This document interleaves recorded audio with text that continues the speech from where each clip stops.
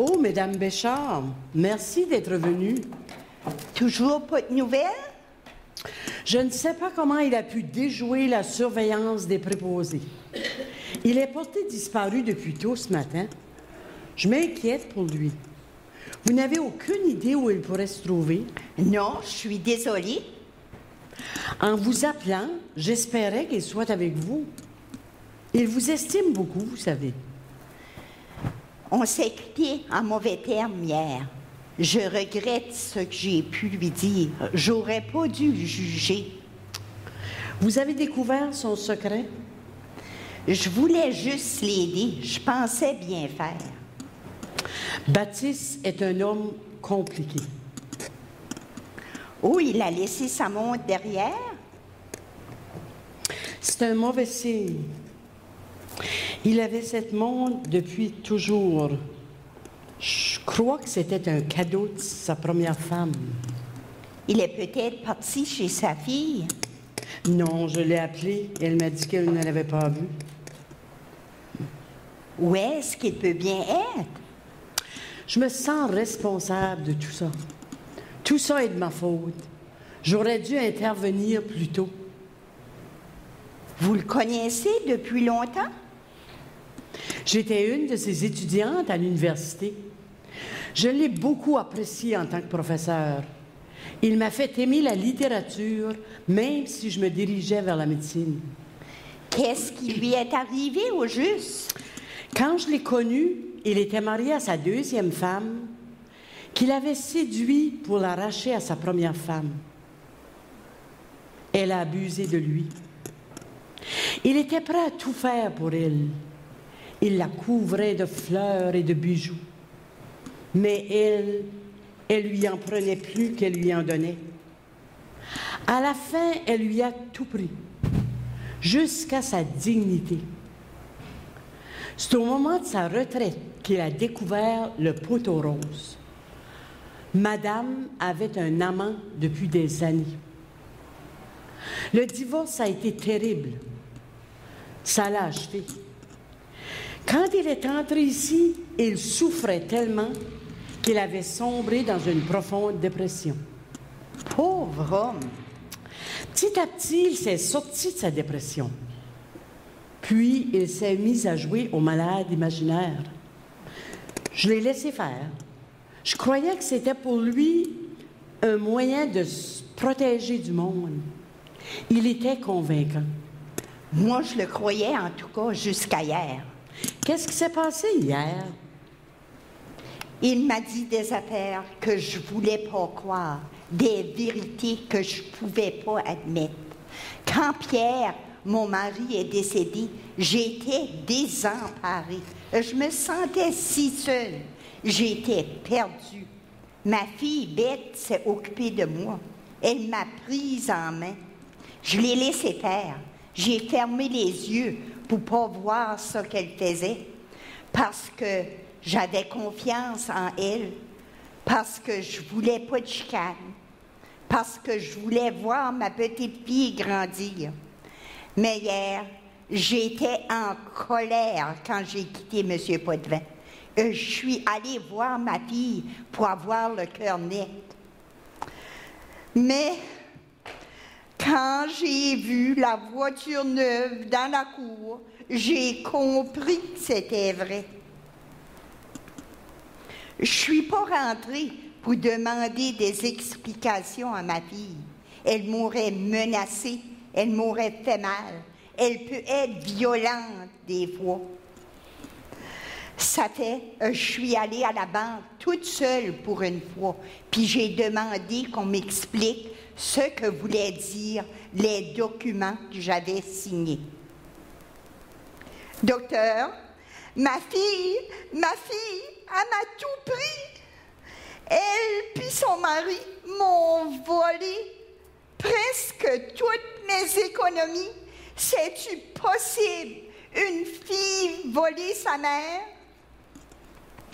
Le prêt a pas servi pour les rénovations du restaurant. Elle a déposé l'argent dans son compte à elle pour payer sa maison, puis s'acheter une voiture neuve. J'ai surmonté mes sentiments de honte et j'ai fait ce qu'il fallait faire. J'ai appelé la police. Vous avez bien fait. C'est une décision courageuse de votre part.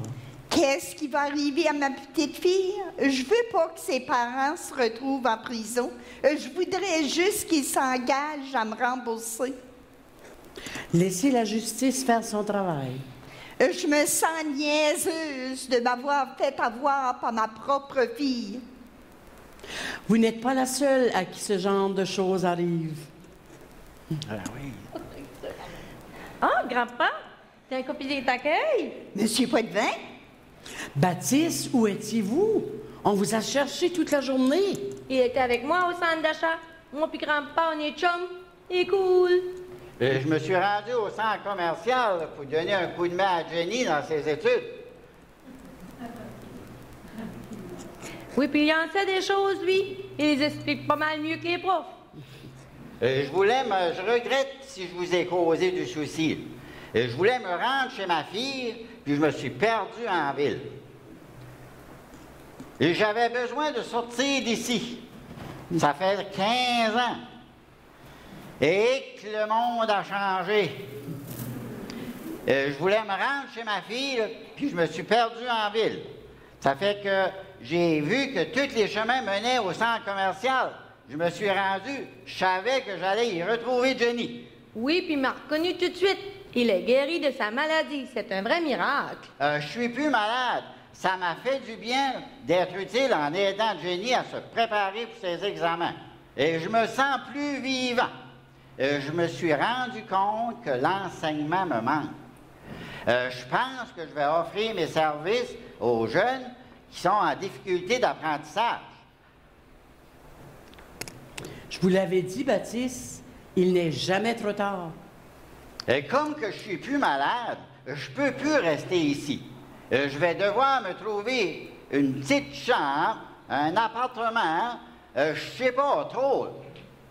Il y a de la place chez moi, si vous voulez, Monsieur Poitvin. Ah, appelez-moi Baptiste, ça fait si longtemps qu'on se connaît. Il va falloir que je vous verse de l'argent pour la pension. Ça vous coûtera pas cher. Et laissez pas votre fille déposer mes chèques. J'ai réglé ce problème-là. Désormais, je m'occupe de mes propres finances. C'est pas trop compliqué, finalement. Mais heureux de vous l'entendre dire. On pourra jouer au cas. On jouera au bridge. Je sais pas jouer. Ah, je vous apprendrai. Pourrais-tu te visiter là-bas, grand-papa? Ben oui, tu viendras faire tes devoirs avec moi. Oh, c'est cool. Il faut que je veux aller visiter ta mère un beau jour. J'ai beaucoup de choses à lui dire. Tenez, Baptiste, votre montre. Il est temps de rattraper le temps perdu. Tout le monde est heureux. Tout le temps, tout le temps, tout le temps.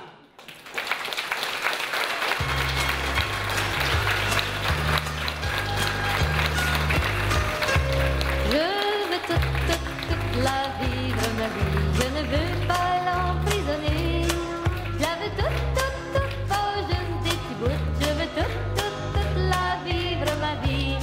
Maintenant, c'est le temps de vous présenter nos champions, en tout cas, les artistes.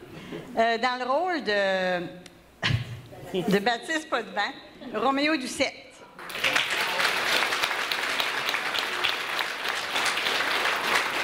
Puis, il n'était pas fâché tantôt. C'était juste comme... C'était pas prévu, cela. Docteur Monette, Patricia Boudreau.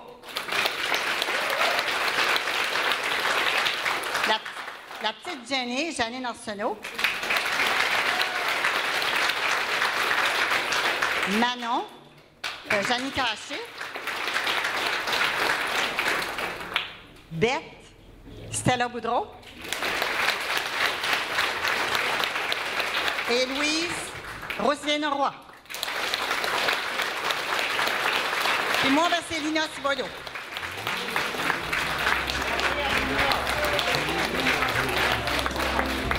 Mais on ne joue jamais des chansons pour eux, ce n'est pas payant. On leur vend des calmants, des pilules, des onguents. Mais ce n'est que l'amour dont ils ont besoin comme médicament. Les gens âgés, on les a oubliés, tout au fond des foyers où les gouvernements les ont enfermés. Bien souvent, une fois par an, on viendra les visiter. Des parents s'est occupé. Une seule fois tous les ans, on viendra les embrasser. Ça oblige le jour de l'an. On est tous des vieux, qu'on le veuille ou non. On sera un jour comme eux, même riche à millions.